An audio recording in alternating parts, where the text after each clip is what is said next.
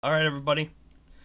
I know that was all chaotic. I know you probably didn't understand most of that. Let me get rid of Fujitech real quick. Let me get rid of Fujitech 2 real quick.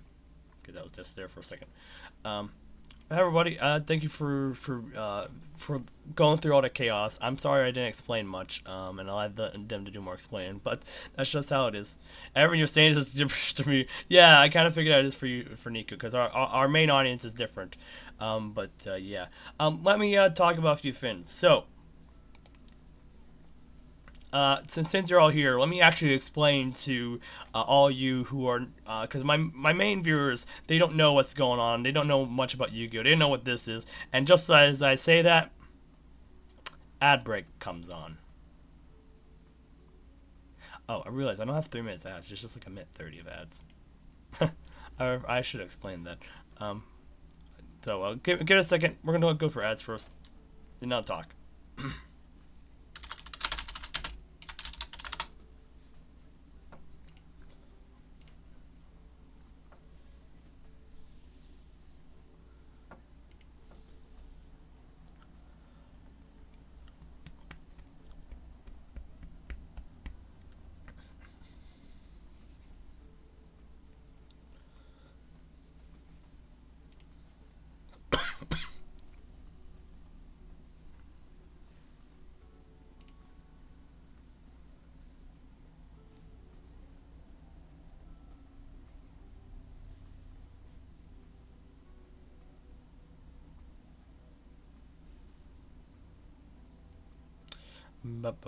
Let me check on my ad manager real quick.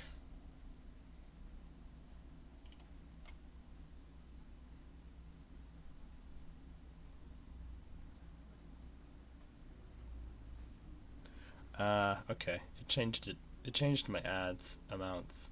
It's supposed to be.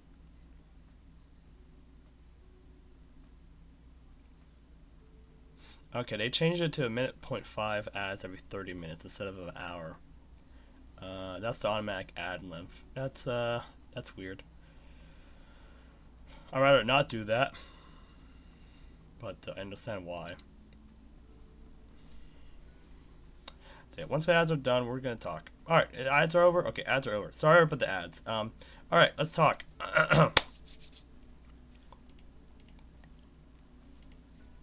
Come around, children. Come around. Let me explain to you what this is, because people don't seem to do a good job of actually showing this off. Um, so, welcome to rotation. So, as you know, or as you don't know, Yu-Gi-Oh as a card game has over thousands and thousands of cards to comb through and try to understand, and a whole bunch of rules on top of those cards that makes it very hard to enter and very confusing. Not to mention, modern day Yu-Gi-Oh is very oppressive in terms of gameplay. You could go into Master Duel, and the first thing you encounter when you're trying to use any form of deck is a very impressive deck that allows you to have no fun at all. So, introduce players, or an attempt to introduce newer players, or find a way to make a format that's easier for newer players to come in and try and enjoy Yu-Gi-Oh through, is a format formed by a YouTuber known as MBT. And this format is called rotation format. So rotation is an idea of rotating in and out of sets for a deck. So sets are where you get cards from, and those cards can be pieces that go into existing strategies or create whole new strategies for your deck. In rotation series, it is the idea that sets will eventually, not always, but will eventually rotate out of a format. So let's take let's use this example. So we have set A that contains one type of card. So like let's say set A contains like Blue Eyes White Dragon. Then set B contains Dark Magician. If it was a rotation format that contained only those two sets, and the next set comes in, it would have to kick out the first set, which would be set A, before it adds in the new set. So all the cards in set A are no longer legal in the format. What is legal is set B, and then set C that comes in as the new set is the new legal set with a whole bunch of new cards that contains like something like, I don't know, Let's see. Let's use Kusuriya for example. It contains Kusuriya. So now Kusuriya and Dark Magician are legal, but the Blue Eyes stuff is no longer legal in the format. Now, rotation format requires a much wider array of cards or a wider range of rotating sets and etc. There is also a concept of a core set or a basic set, where there's a set of cards that don't rotate. They're the bare bones, or the like a series of cards that enable you to do certain strategies or to mess around with the rotating strategies that occur from the rotating sets. Regardless, the basic set is something that does not change unless there is a need for it to be changed, such as trying to help facilitate new strategies or to remove oppressive ones or lackluster ones that aren't really going to be improved upon in the future. So those are the ideas behind rotation format. Now that we have that understanding, but MBT has taken an idea and taken a series of cards out of the over 10,000 ish cards in the entire card pool that Yu-Gi-Oh or Konami has made over the years, and condensed it down to under 500 cards. And there's about 5 or so different types of strategies you can do. This card pool is deep. There's a lot of things you can do with it. The main, as you can tell from discussions and whatnot, the most strongest one though is the one focusing on a archetype known as Machina, which is a machine deck. They are focused on sending their biggest, strongest monsters to the graveyard and then using that as a strategy to help swarm the field. I don't have replays right now. I can show more games of this gameplay because ourselves we didn't get to play it.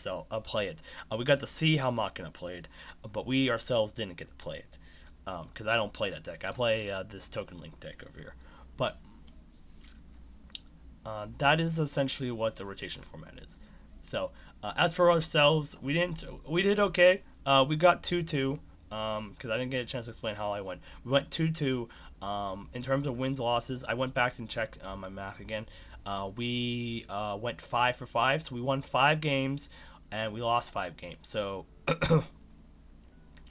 we have like a 50% win rate of the games that we had, and one of those matches was against one of the finalists, which played a Dark Magician deck. So, yep, Dark Magician, good old Dark Magician deck. But that is the deck we fought against the finalist. We lost that first match.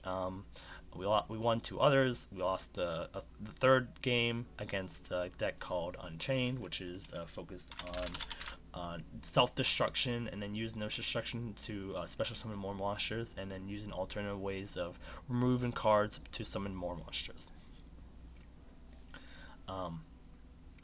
Regardless, our deck was pretty good. Like we got to use the combo that was formulating. Although I'm still lost, never really got into Yu-Gi-Oh. Only caught up on TV a couple times before I got into high school prop. Gonna have to binge the series one of these days. I mean, the anime is pretty good, so it's worth a watch.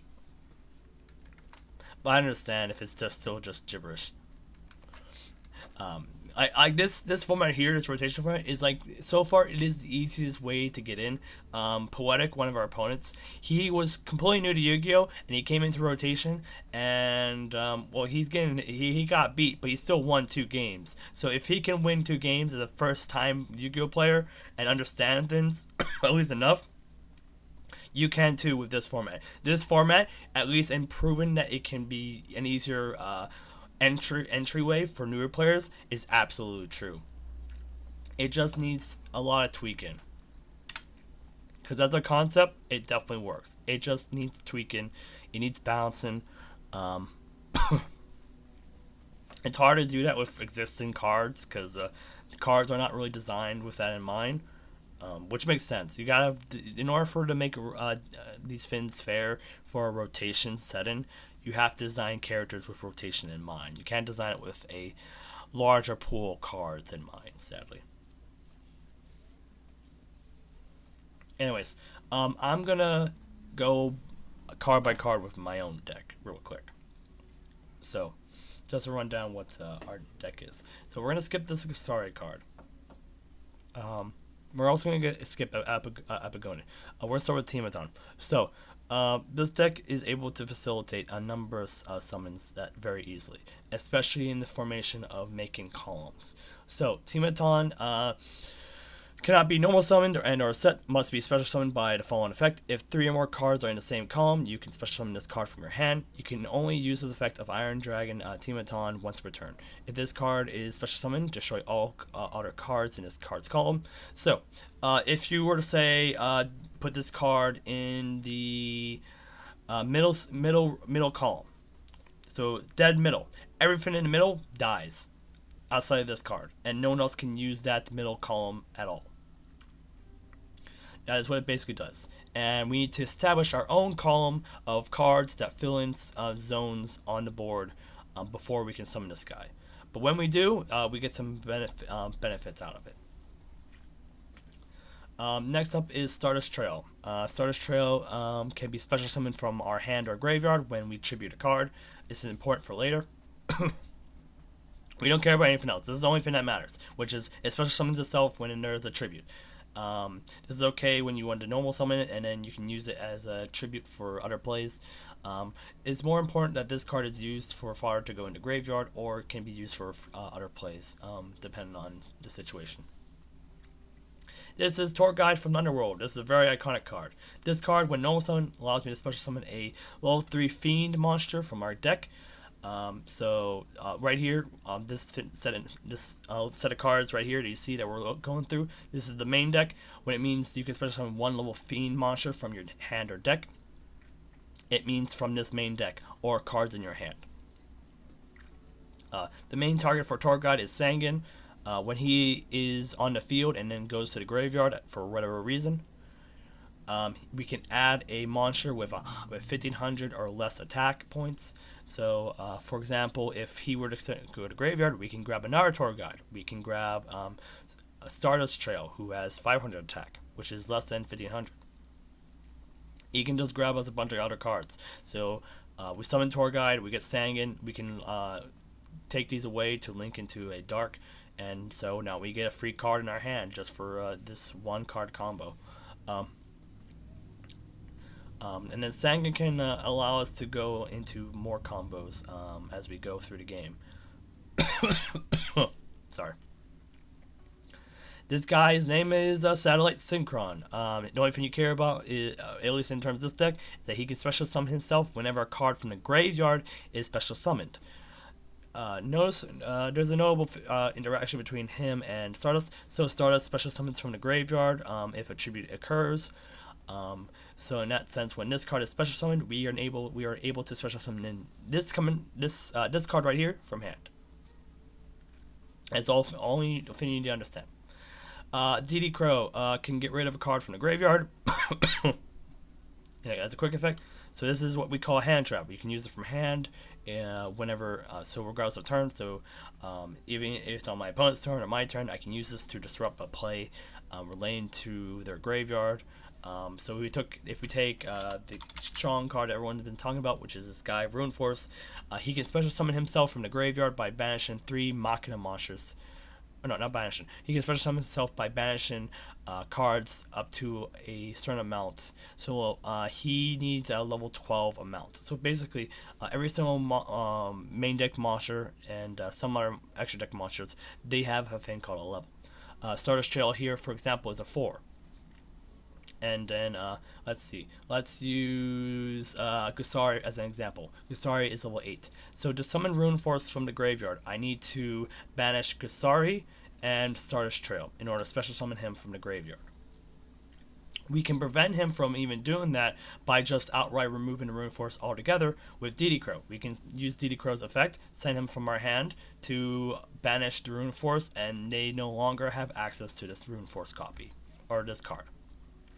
They can re-add a new Rune Force from their deck to the graveyard to special summon it again. But for disrupting the plays or what Machina is doing, using Decro and Rune Force is generally a good play. We have Smoke Mosquito. Smoke Mosquito has a couple effects, but we only care about one, which is when an opponent declares an attack and they are dealing damage to us, before damage calculation, we get to special summon him, and we get to end the battle phase. He's good because while he does provide protection, the protection is hinged upon Machina, the Machina matchup, if they have Rune Force or not. Or if it's any other deck, it's fine. But regardless, once he comes out, he is essentially a level 1 starter for us for our turn. We can utilize him for a couple plays. One in the special summon of a card called Link Kuriboh right here, who needs a level 1 to summon himself. And then we can also utilize him in other plays. He can be a tribute for Epigon here, which we'll explain in a second. Or he's just good for surviving a turn if we need survival. Effect Failure is our other hand trap. This card allows us to, during our opponent's turn, send this to graveyard, and then we can negate the effects of one monster on the board. So if the opponent were to summon their own tour guide, we can use Effect Failure to negate the tour guide so they don't get a Sangan. That's something to explain. I'm hoping I'm making a sense in the in terms of, like, even if you don't know the game, I'm hoping what I'm saying is making sense, and I'm trying my best to make it so it makes sense in the most simplest of ways to sum it up, because you don't need to read all of this. Like, all of this text you see on the screen on the left, it can be summed up with only a few words, really. Like, this does this, and that's it. You don't have to worry about anything else. Like, once you read a text and remember the text, you can sum it down to just one or two things, really. It still requires you to read, but like with reading, the more you practice reading, the better you get at it, and your memory follows suit with it. So, now that we understand all the monsters, before we get to this stuff here, let's talk about the main part of this deck, Link Kuriboh. Link Kuriboh is very important in this deck because it enables us to do all sorts of plays. So, again, Link Kuriboh requires a level 1 monster, any level 1 monster, to special summon it. Either from extra deck, or by tributing a level 1 monster, we can special summon him back from the graveyard. This is very important, because this allows us to do a number of plays. And to enable those plays, we need tokens, because tokens are usually, at least in this format, usually level 1 monsters. So a token monster is a monster that doesn't usually have an effect. They're just a basic card that represents an effect or represents something in place of an actual card. They don't exist in the deck. They don't exist anywhere outside of the game other than as a piece of really fodder that appears so long as there is an effect or reason for it to appear. A good example of this is Parasomnia Pillow. During the end phase, you can destroy the equipped monster. As a note, this is an equipped spell card. So you activate it, you got to equip it to a monster. So a monster needs to be on face up on the field for you to equip this to them. Regardless, during end phase, we can destroy the monster that this card is equipped to. It doesn't sound important. Like, why do you want to equip this card to one of your monsters? It depends on the situation, but you're usually not using this on your monster. You can, but regardless, during end phase, you can send this to the graveyard, and you can copy that monster's destroyed, that destroyed monster's attribute and attack and type. So yeah, it says here, you can special summon one Parasomnia token with the equipped monster's original type, attribute, and attack. So to explain this, if I were to have, say, Link Kuriboh on board, and I give Parasomnia Pill on Link Kuriboh, if Link Kuriboh is destroyed at all, I get to special summon a token along with the pillow, and then equip the pillow to the token, and now we have a level 1 token on the board that can be used to special summon Link Kuriboh back to the board if we want to. There's other places we can use pillow for, but in general, that's what this card enables. So whenever the target we give this card to is destroyed for whatever reason, we get a free token. That is the most important aspect to understand. That we get a free token whenever the target this card is given to is destroyed, which is very important for layer plays. As a note, destroying a card is different from tributing. They're just different words. So destroy is not the same as tribute. They're just different words. If we look at Timaton, for example, he destroys. So if we were to destroy the monster that we target on our opponent's side of the board, and we gave that monster pillow, the Timaton will destroy the monster, and then pillow will trigger. It will it will create a token based on that monster that was destroyed and itself to equip the token monster. And now we have essentially 2 monsters on board, to say the least. I have a good example. I think I have a good example of this play happen. So I can really show you an example of this.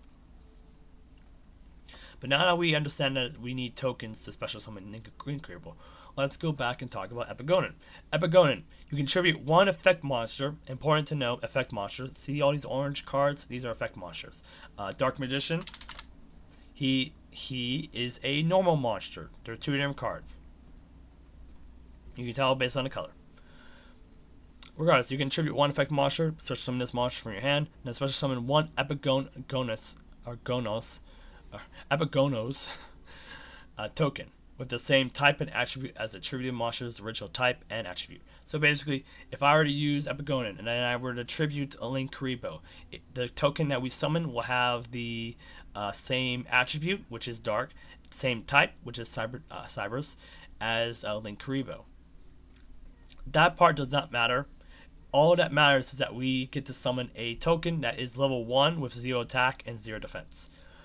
We can then go from there, use the token that Epigonin made to go into Link Kuriboh from the graveyard. So if we attributed Link Kuriboh, we can get Link Kuriboh right back via the token that Epigonin creates, and then we can link off Link Kuriboh and Epigonin to create one of our other monsters, like Dark here. We'll explain more about what these guys do. But now that we're talking about links, let's look at the actual one of our boss monsters of this deck, which is Kusuriya at Ignister. When a link monster is destroyed by battle, it can only happen when a link monster is destroyed by battle. Make sure that is noted. You can special summon this card from your hand. When your link monster destroys an opponent's monster by battle, you can inflict damage to your opponent equal to the destroyed monster's attack.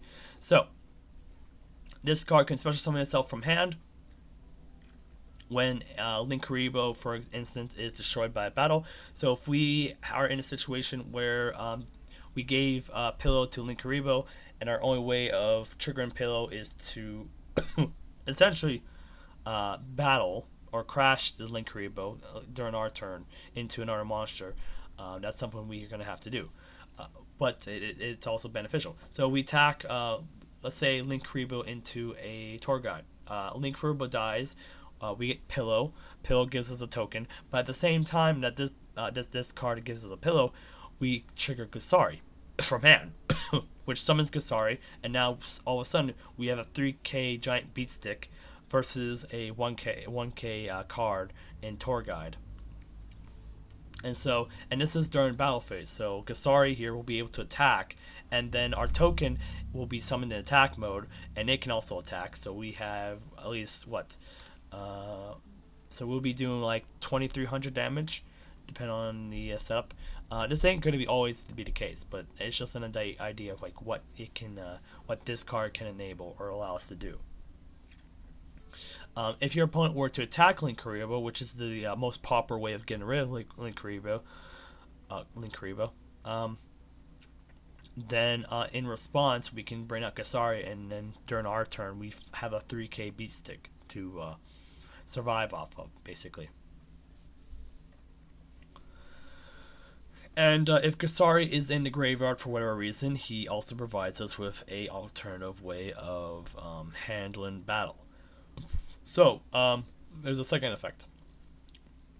What we explained was the first effect. This is the second effect. Also, in addition, whenever he's on board, while he's on board, if we have an outer link monster and that outer link monster destroys another monster, essentially the destroyed monster, like for Torguide, for example, if the Torguide was destroyed by, let's say, Dark here, the attack power of Torguide would then be given to the opponent as effect damage, I think. Right? I'm not sure if it's effect damage or not. It just says effect damage, so I'm not sure. Regardless, the secondary effect of Kusari is when an attack is declared involving a link monster you control and an opponent's monster, you can banish this card from the graveyard. The attack of those monsters become 3k. So if let's say Link Kuriboh were to be in battle yet again, against a much stronger monster, we can use Kusari from the graveyard to banish itself, to then make Link Kuriboh and that other monster have 3k attack, and then they crash into each other. So crashing means that both monsters are destroyed in battle. So Link Kuriboh is destroyed, my opponent's monster is destroyed. It can, depend on the situation, essentially clear a board, and also provide us survival for going into another turn at least.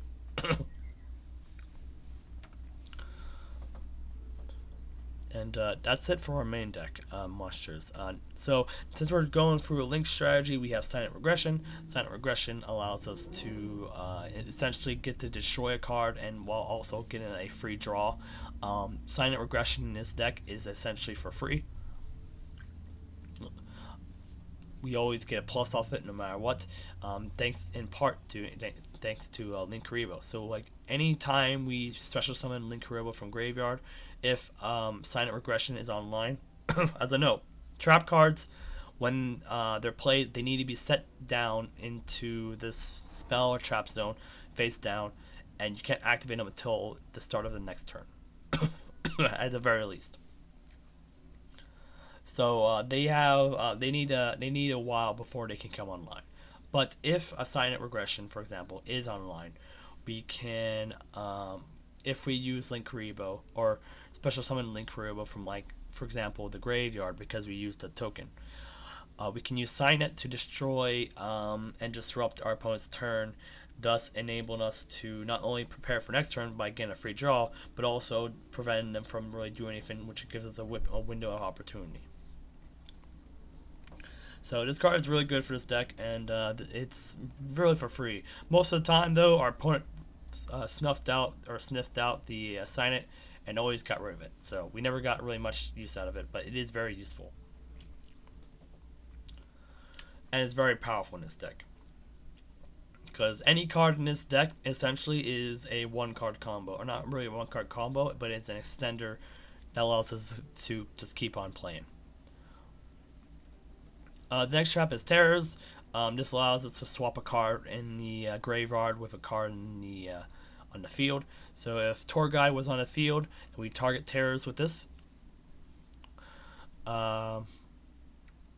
we essentially get to swap the Torguide for another card in the graveyard. Like, for example, Smoke. And the card that we bring back will be face down, meaning our opponent cannot really interact with that card. I can interact with that card because I have interaction against Terrors that makes it easier for me to counter Terrors. So, like, here's an example. So if they brought back my Smoke from graveyard, and that was really it for the turn, and then the Smoke survived, we can use Smoke as a target for Epigonin by getting rid of Smoke, bringing out Epigonin, and we get the token. And then we just go off the races from there. But also, if they were to use it during their turn, use Terrors during their turn, and they gave us Smoke, well, guess what? We can still tribute the Smoke, because it still remembers itself as a level 1 when face down for whatever reason. Face down rulings are weird. You're gonna have to deal with them in this format. Regardless, we can tribute to smoke to bring back Link Kuriboh, and then and so that can also enable plays, and they're probably not going to expect me to do anything. But hey, surprise! I did do something, and now you don't have a board for doing anything for a sister. Um, I am running breakthrough skill over lost win. I think main deck breakthrough skill is good, at least for this deck, because we don't have. I mean, we could use Matt. I think Matt's really good as well. But I like the freedom of having some choices with breakthrough skill, because I can use breakthrough skill on essentially anything on the board. Um, Lost Wind is great, but it's only good for special summon monsters, and so it's not really that great, especially in this format when the strength of cards right now, sorry, are focused on normal summons. Let's say Machina, yeah, so Machina Gear Frame, for example, from Machina, has an effect that occurs when it's normal summoned. Gear Frame Akuspar has an effect that triggers on normal summon. It also has an effect that occurs on special summon. That is also why I want Breakthrough Skill, because Breakthrough Skill can be used regardless of normal summon or special summon, so long as you have it on the field. Um, it does have a secondary effect where, while it's in graveyard, it can banish itself, so you can negate a monster on the board. But this has to be during your own, your own turn. So it's limited in that sense, but at least compared to Lost Wind, because it can bring itself back for another use. But regardless, I find this to be still be better in that sense, because it gives me that freedom. In addition to this, we also have Effect Bearer, which is also for negation of normal summons and whatnot. So this just enables more negations in our regard. And we're using Chaos Shuffle mainly because of Machina. And most of the decks that we're facing in this format are mostly dark monsters, like Dark Magician, Dark, as you would imagine. What else is dark? We have there's a few monsters in the bees that are dark that we can utilize this against. What else is dark? Unchained cards such as Abomination are also dark. This can be used in a number of or at least used against in a number of decks. There is reason to swap this out for another card like Karma Cut, which I probably am going to change for Matt, or maybe something else for Matt, maybe Congrate over there. But regardless, it just enables our ability to negate a summon such as Rune Force, and just be able to just do our thing without having to worry about our opponent reviving a bunch of monsters and killing us outright. But yeah, for the main deck, that's really it.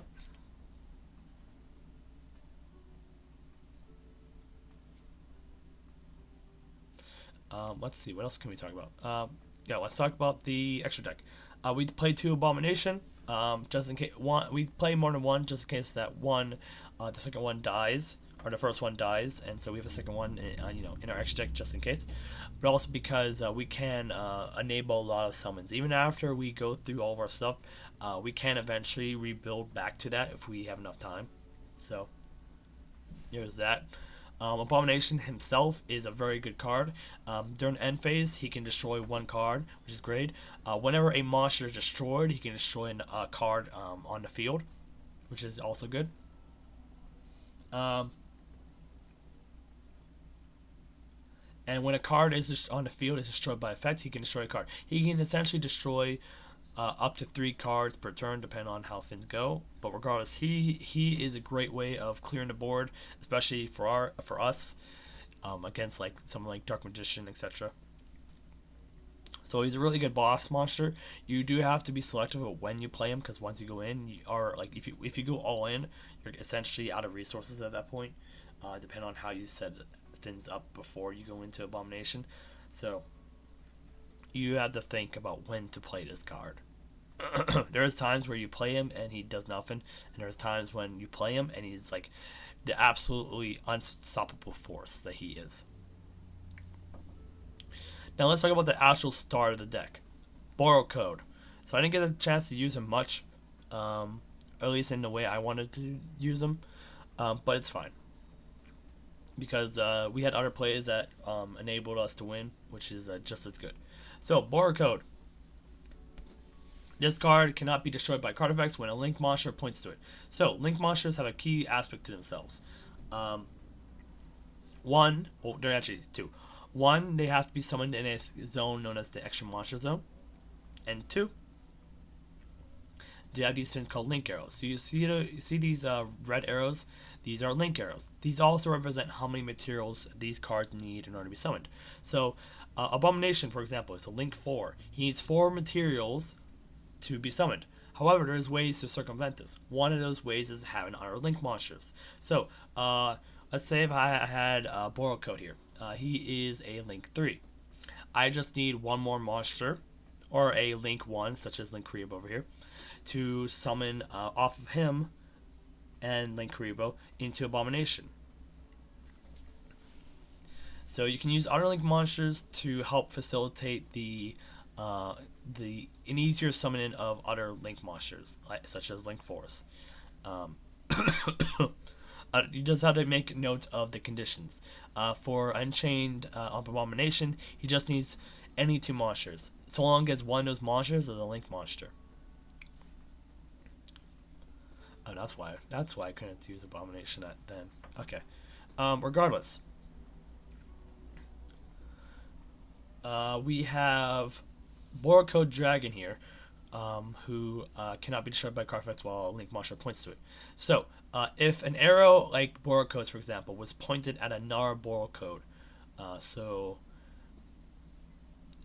as a note, let me just show you real quick. If we go to testing, so this is the Extra Monster Zone. If I put a Borrow Code right here and a Borrow Code was right here, this Borrow Code here, right here, would have protection against destruction. So you can no longer be destroyed by battle, or not by battle, by card effects once he's on in that spot. So so that's a little protection for him, but he also has effect where if he's summoned off of 3 materials, aka 3 monsters. So, for example, the Link Kuriboh, Stardust, and Satellite Synchro line. If we had these 3 monsters, we can go straight into a Borrow Code, along with a Link monster to protect the Borrow Code.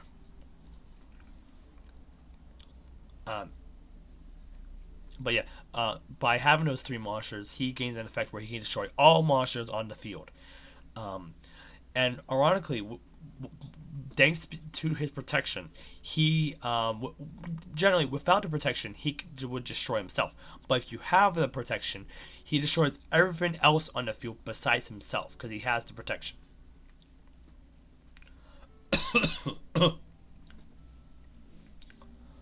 Anyways, but there's another aspect to this card that's also very important. While he's in the graveyard, you can banish him to banish any dark monster on the board, and then special summon 1 topologic monster. So topologic is essentially a archetype, and there's only 1 target for that card, which is the Chesbania here. Chesbania is mainly a 2500 beat stick. She can clear a board of full of spells and traps if you special summon a card into one of the zones. So if you special summoned a token, you can do that to nuke the board of spells and traps. It'll be hard to get to this point, depending on the board state, but it's an option. Whereas Borrow Code is a major part of this deck. Mainly it's because he's one of our boss monsters once we get into the combo of Link Kuriboh, Stardust, and Satellite, because we can just easily go into him, and not to mention, not only can we not just get only into him, but we can also get into other monsters, and those other monsters are also very important. Codebreaker is a great option, an option for a Link 2 monster, because when he's destroyed in any capacity by our opponent, keyword destroyed, whenever he's destroyed by our opponent, he can come back at our end phase, and we can utilize him in other plays. So if he got destroyed by battle and we survived that battle, or battle phase. At the end of their turn, we get him back. That enables us to do more plays in our turn. Like essentially, if we were holding off on the combo of Link Kuriboh, Stardust, and Satellite, Codebreaker coming back enables a lot more plays. In fact, I feel like it might be good to have two of these, but I'm just thinking right now. So we'll find out. Dark here is a very important card. So he's part of the Charmers. The Charmers are all centered on essentially their attributes. Dark here is the dark one. We also have Lina, who is focused on light, wind, fire, water, and earth. All these have their different attributes, and each one is focused on their attributes. So I won't talk too much about what they do, but essentially, dark here allows us to special summon from our opponent's graveyard, not your graveyard, your opponent's graveyard, a monster that matches their attributes. So for dark, if our opponent has a dark monster in their graveyard, we can special summon that monster from their graveyard to our field. Essentially, we're stealing an opponent's monster from their graveyard and using it as our own for a certain amount of time. So one of the big plays we had was when our opponent had Abomination in the graveyard. We summoned Dark, and then we were able to use Dark's effect to bring out their Abomination and put it on our field instead. And now we had an Abomination essentially for free, without having to invest any resources into Abomination. There's also a backup plan effect for Dark. So if Dark is destroyed at all by card effect or battle, he gets to search a dark monster from our deck and add it to our hand, so long as it has 1500 or less defense. So Dark essentially allows us to search such cards such as Tour Guide, Sangan, Satellite Synchron, Smoke, or Timaton, who has 0 defense. So we got a lot of options for Dark. This is why we have 3 Dark, because Dark gives us a lot of options. And a lot of recovery in case things go south. So this is why we play 3 Dark. I mean, there's arguments to remove 1 and maybe add another Codebreaker, but that's something to tinker with later. This was the deck I used in the tournament, so I'm content with it for now. And Lina is the same thing, except for lights. We have less light targets. So as a note, Stardust has 2k defense. So if you're using Lina to hope and using her as a backup for like, hey, maybe with this I can grab Stardust, you can't. You just can't. But you can grab Effect Failure. And as a note, a reminder, all hand traps are an extender in this deck because of Link Kuriboh. So even if you get a effect failure, you at least get a hand trap to use. And if the hand trap is not really necessary, or didn't really, if the hand trap wasn't really necessary, and you have a play that you can do to continue your own game plan, you can absolutely just normal summon the effect failure and then enable the effect failure to go into some combos. So the line of grab and effect failure is good for multiple reasons, but regardless, this just allows us to essentially just keep going, just keep up the fight, essentially. Oh, okay, that's interesting. Oh, wait. Yeah, that's fine. Regardless, we have Brute Forcer. Brute Forcer is a discard 1, target 1 face-up card your opponent controls. Your opponent can discard 1 card to negate this effect. Otherwise, destroy that card. So, unless our opponent discards a card, as a note, that card needs to be the same type as the monster we're targeting. So, essentially, if we were using Brute Force and we target Tour Guide over here, our opponent needs to discard a monster from their hand to the graveyard in order to negate this card's effect. Which is mainly just generic destruction. I didn't really use it much. It hasn't really come up. There is a deck I feel like I would use it against, which is Dark Magician, but we need a lot of cards in order to circumvent the deck that is Dark Magician, because they can just do things outside of when Brute Force is enabled. We've already talked about Link Kuriboh multiple times. He's a very important part of this deck. and getting one loss from a banish or something like that is very, very bad. So we have a copy. Not to mention, as a note, borrow code, code breaker. Yeah, these two cards need you to not only have monsters, they need to be effect monsters. So, as a note, normal monsters, these normal monsters are not actually. Hold on, let me just search again. So these normal monsters, like Blue Eyes, normal monster. This does not count as an effect monster. It's only these orange cards or any of these links that count as an effect monster. So long as it has the term effect on their card, you can barely see it, but there's a little bold text word that says effect on it.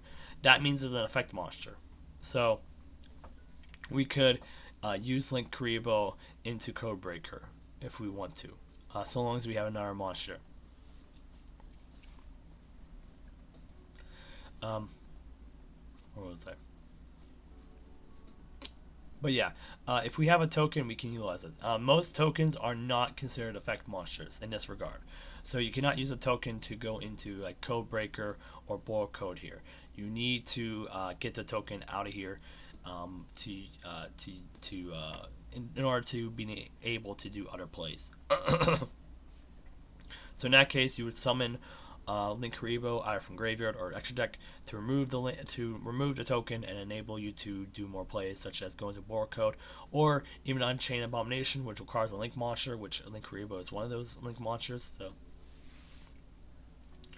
And then we have All Mirage because sometimes we just have that day where we have to normal summon a card that we normally won't normal summon, and then utilize some shenanigans to plus off of that. So like we have Sangan, we can normal summon Sangan, use Sangan to go into All Mirage over here, and then we get a card into our hand. That card would most likely be Smoke Mosquito, because if we're going to that kind of line, we're kind of ending off on All Mirage. So basically, when All Mirage gets attacked, we can use Smoke Mosquito, set up Smoke Mosquito, and if we're lucky, we might have Kusuriya in hand, so we can switch summon Kusuriya in addition to Smoke Mosquito, which enables us to have a lot more plays on our upcoming turn when it happens. And that's it for our deck, mostly. For the side, Prime Mineral Congrate is the side-in option I have for this deck in particular, against stuff like that, stuff like Bees and Machina that are known for swarming the field.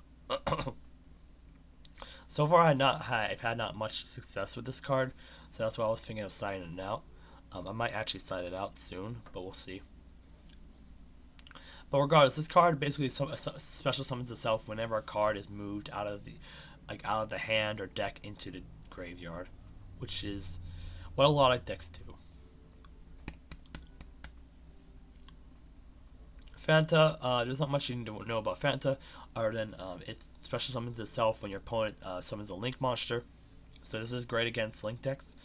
And whenever your opponent targets one of your monsters with a card effect, you can negate it by discarding one. That's essentially what it does. Also, another note, when this card is special summoned from your hand after a Link monster is summoned, you can draw cards up to the amount of cards are on board, and then send back cards up to that same amount of Link monsters. So essentially, there's also a +1. So essentially, you get if there's one Link monster and you special summon this, you draw 2, and you send one card from your hand back to deck. But still, it's a free draw. It gives you more draw. Not to mention, it gives you negate. It's really good against Link decks or decks that facilitate links. Motor Shell is a card that I'm still tinkering with. I put it on here as an alternative option to Smoke Mosquito, because Smoke Mosquito can be quite useless against the Machina lineup. So Motor Shell is a useful alternative. There's some gripes I have with this card, but we can. I'm still tinkering with this deck, so we'll see. Double Warrior might have been better here, but I'm not sure. We have one Asa, so we can swap out maybe Brute Enforcer or our third Dark for Asa. If we play Motor Shell, we are able to utilize also because Motor Shell summons a uh, level 1 engine token, and that token is an Earth monster, and so we can enable that to or use that to enable more Charmer plays essentially, or plays utilizing Asa and whatnot, especially against the Machina line, or maybe even the insects, which were not really represented, so that part didn't really matter.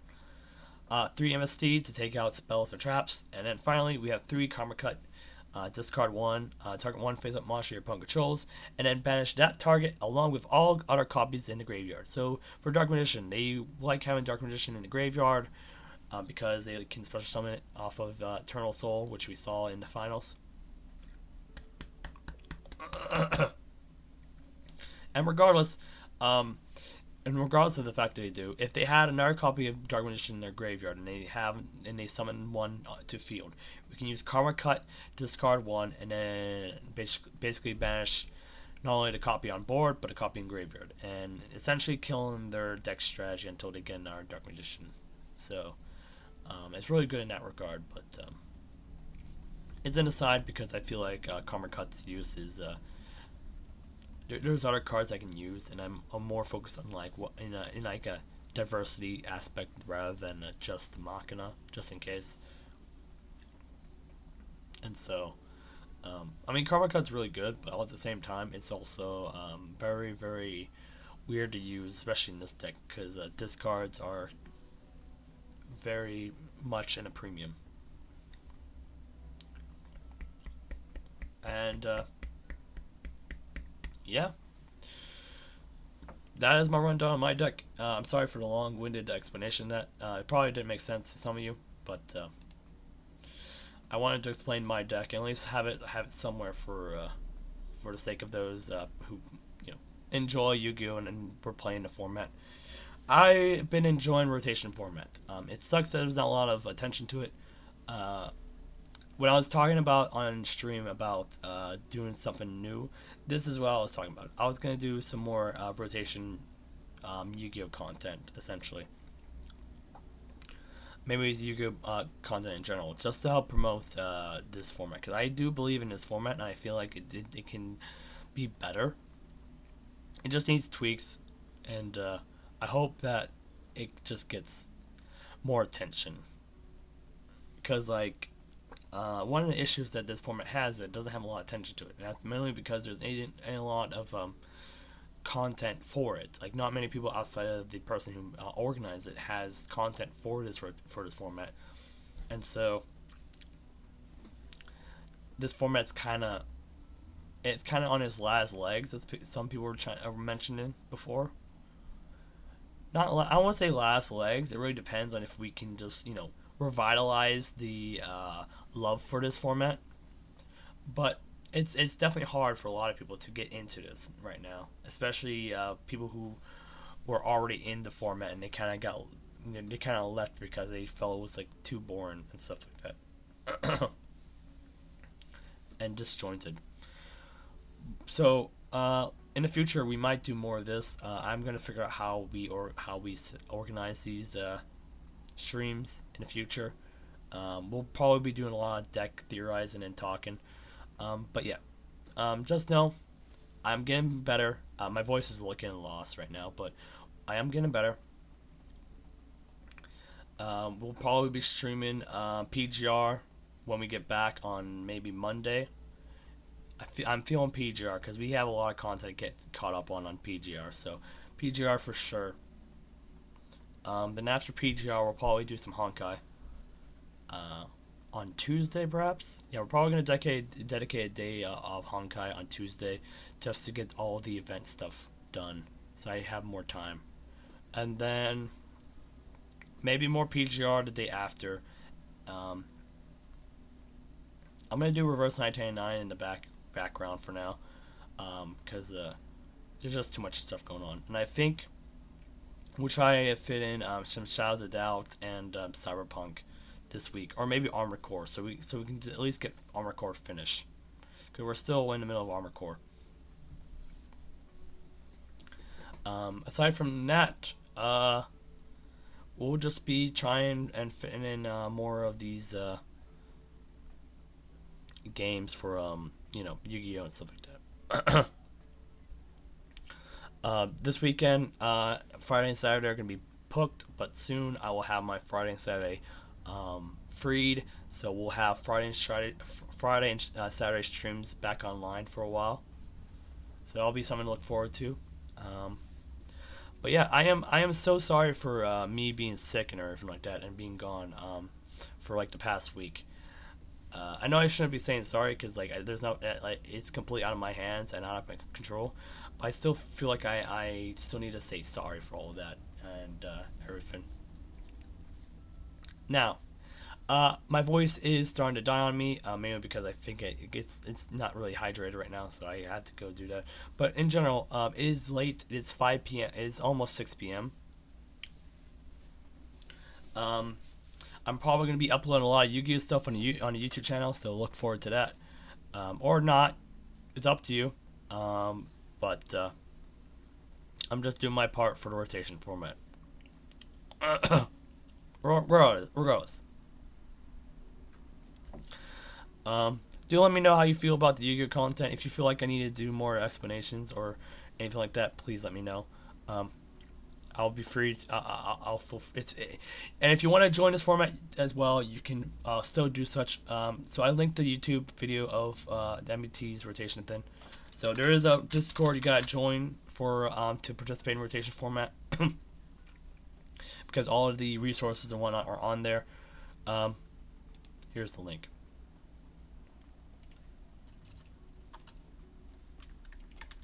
So here's the link on the Twitch chat. That is the link to the rotation format. If you are new to be YouTube or not YouTube, new to Yu-Gi-Oh or ever wanted to get into Yu-Gi-Oh but it was too complex for you, this format I promise you is much more manageable and easier to get into than other ways of getting into Yu-Gi-Oh. And the skills in this format will transfer over to other formats in a so many ways. Not one to one, I will say, but will at least teach you some very key tricks that you can use in normal Yu-Gi-Oh.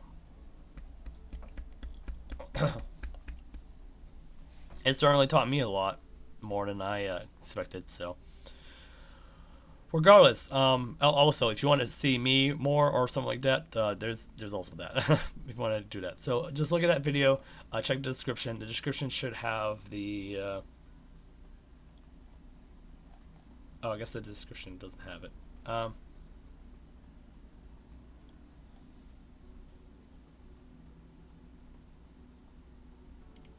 Let me check if I can find the Discord.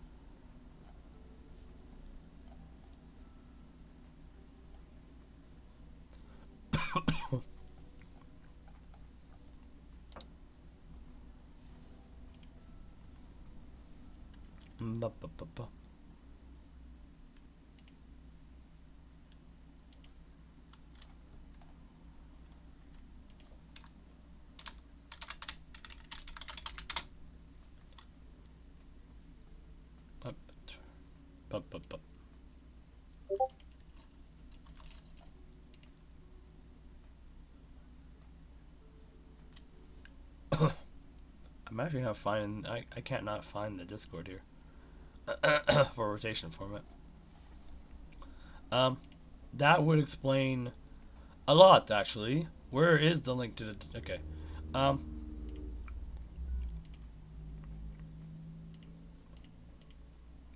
Never. All right. I'm going to generate a new link for this area. So. Let me generate this link. Now I understand why no one's coming in. So here's the Discord link to the rotation format of Yu-Gi-Oh. You feel free to join it through that link if you want to. That explains so much. Like people probably want to get in, but you don't know how to get in. Because there's no link. There is a link, but it's just not live.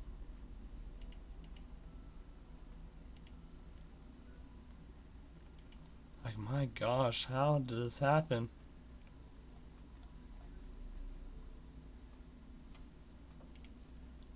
regardless, yeah, that's how you join the format. If you want to join the format, feel free to do so. I play more casually, so if you want to play more casual games with anybody, feel free to let me know. But yeah, thank you all for coming by to the stream. I know it's very chaotic. You probably didn't understand a lot of what happened. But yeah, let me get these last set of ads out of the way first, and then once that's over, we'll just relax for a second. But yeah, does anyone have any like questions or things to talk about?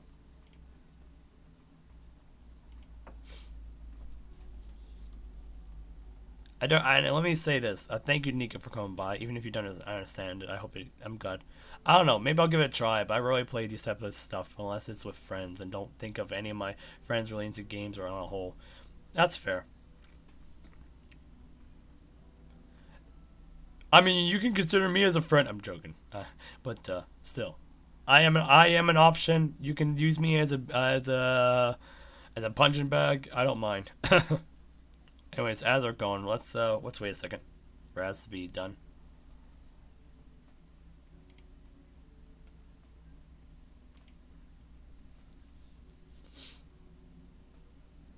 Always happy to be here. It's my chill place. I'm glad to be back, and I'm glad this is your nice little space to hang out at.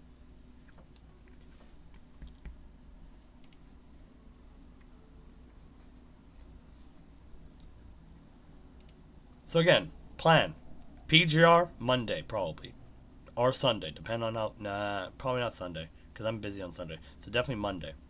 So Monday, PGR. Tuesday, Honkai. Wednesday, we'll see. It's a toss up between Shadows of Doubt and Cyberpunk or Armor Core. It might actually be Shadows of Doubt because I need to make sure I rest my voice. Regardless, if I'm completely lost to what's happening regardless if I'm completely lost to what's going on the screen. I mean, you missed some moments where I was just like absolutely hyped up over what was happening. So, I, I screamed at the top of my lungs that I got like a very big play off. But yeah, if you want to play casually or just like learn things, because I can play it, like I can play a weaker deck if I want to, because I believe this format is for like beginners, and we don't have to, and there's going to be people who play very very impressively, but I'm not going to be one of those people at the very least. Like I play some fun decks.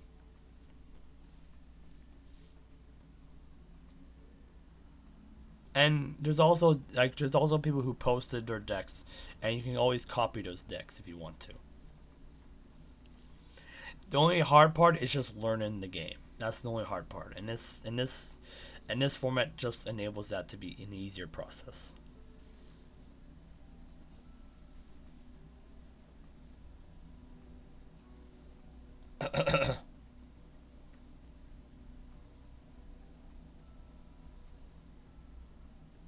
Regardless, you can just watch me go through this stuff when we play this again in the future. I don't know when, probably maybe Wednesday or something. Because I'm probably gonna be playing this off stream, a lot. Like if I take a day off, it's probably because of this. I'm just saying it outright. If I take a day off, it's probably because of this.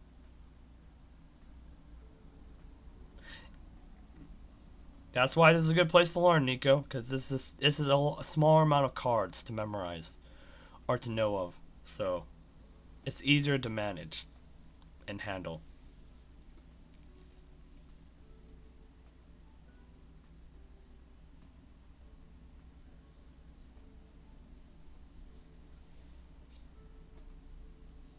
That's why when I did my deck profile, I did it in the sense of like I have people who don't understand like certain stuff,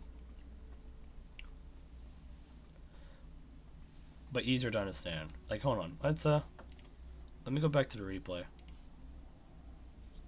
Um, POX is okay. Yeah, this one I think.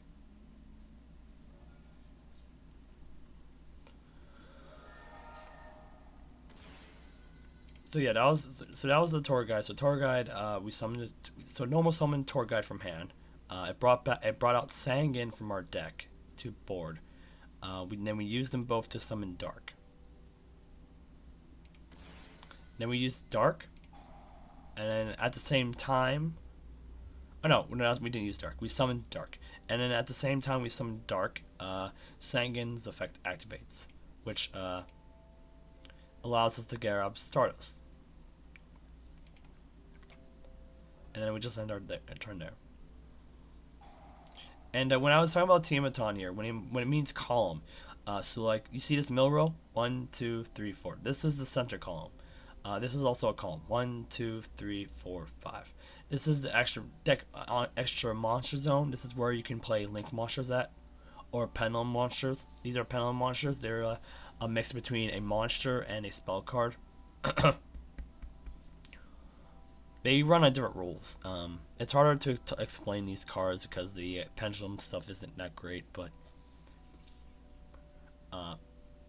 it's a whole different kind of thing to explain, regardless.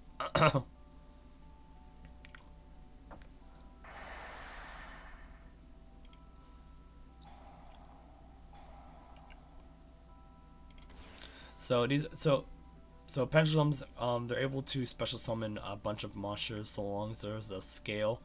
So this is a scale right here. This is scale 7. You can tell it's a scale because of these little markers here. The blue one and red one are interchangeable. They're always the same.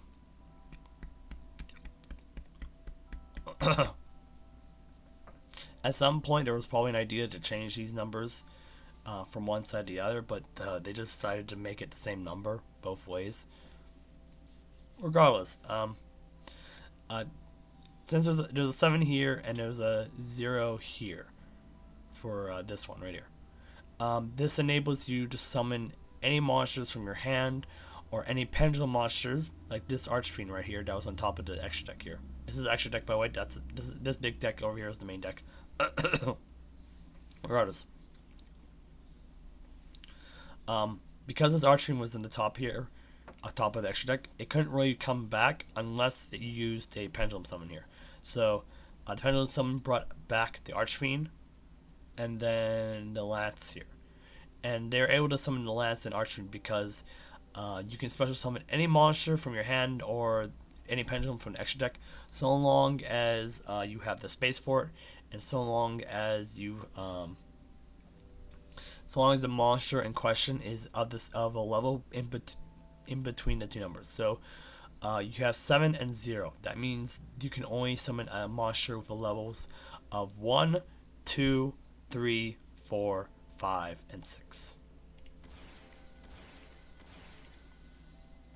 So since all these monsters are in between the numbers 0 and 7, this card being a 2, so it's higher than 0. This card here is 6, so it's lower than 7. These two can be special summoned. This is also 6, so this can be special summoned. And this is 3, which is higher than Assault, so that means it still can be summoned. And a special summon is any form of summoning that isn't essentially a normal summon. So it's special summoned because it's just a special summon. So it's hard to explain, but essentially it summons itself without using any other means such as normal summoning, which is a hard once per turn. It's something you can only do it once per turn. So like if I were to, for example, summon Star Trail from hand, normally that would count as my normal summon for the turn. I can still summon Trail through her effect, which will count as a special summon, but yeah.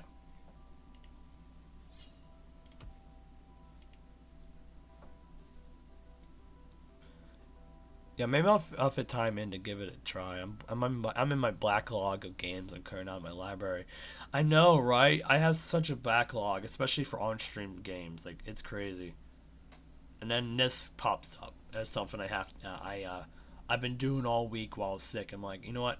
I'm making content out of this. I'm trying to play through all the games I never finished or bought and never played. You know, speaking of games we never played and I bought, I ironically have Hollow Knight. That's a game to play in the future, especially as Silk Song gets closer to release. So that's something to look forward to perhaps in the future. But yeah.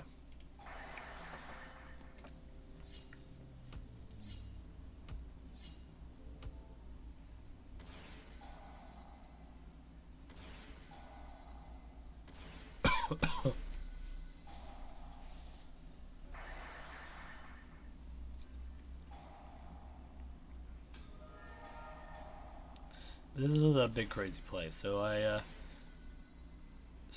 given the column rule, if you look over here, we have 3 in a column. This the extra monster zone also counts here. So 1, 2, 3, 3 monsters in a column.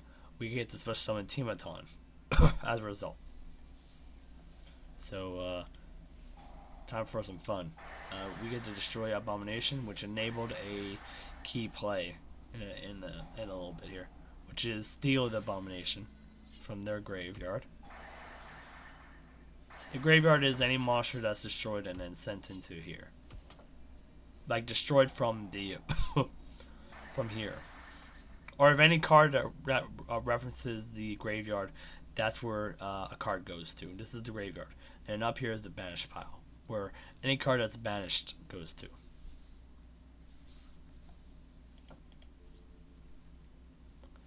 But yeah, that's just the basic understanding. I say basic, but that's just like the semantics, really. It's basic for me, but it's not basic for other people. But it becomes basic very quickly. Regardless, as you can tell, my voice is more or less dead. So, thank you all for coming by. I hope you all have a nice little night here. We've been streaming for almost 7 hours. I need to turn off this stream so I can fix the ad manager, because the ad manager is saying, hey, we're gonna run like a minute 30 of ads every 30 minutes. I'm like, no thank you. I don't know why it did that. I think it did it in reflection of the fact that we have more viewers today or something like that. I don't know. Regardless, I'm gonna go fix that. Right now, aside from my daily Apex PGR, I Reverse 999, Genshin Impact, BDO, I'm assuming is Black Desert Online, Warfare, and then work plus gym. Only have so much time to get into new and additional stuff. That's fair. Regardless, I'll be streaming a lot more, so you can just come by, relax while I relax with this, I guess. Hope you feel great night. Have a great night and feel better. I hope so too. I want this sickness just gone. Just get it out of the way, please. Just disappear. I don't need this. I don't need this illness anymore. So, boo-boos, you can hear me. Thank you for coming by. I'm so sorry if you don't understand anything what's going on, and I'm so sorry for not really talking much, especially during all the discussions and whatnot. I was just so focused on the games and whatnot. I couldn't really find a moment to talk. So I'm so sorry for that. But I hope you're hearing this. I hope you hear my thank you for coming by. I hope you have a good day, Boo Boo. I hope you have a good day, Nico. I saw Rock come by. Thank you, Rock, for coming by.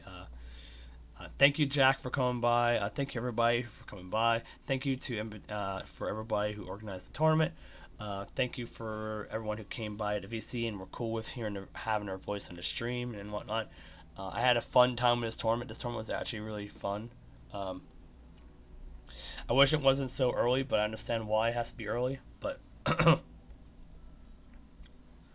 if it wasn't for the fact it was so early, we could probably be having more people on the stream here. But yeah. Anyways, I am just gonna go relax, have some dinner and stuff like that. So have a good one, everybody.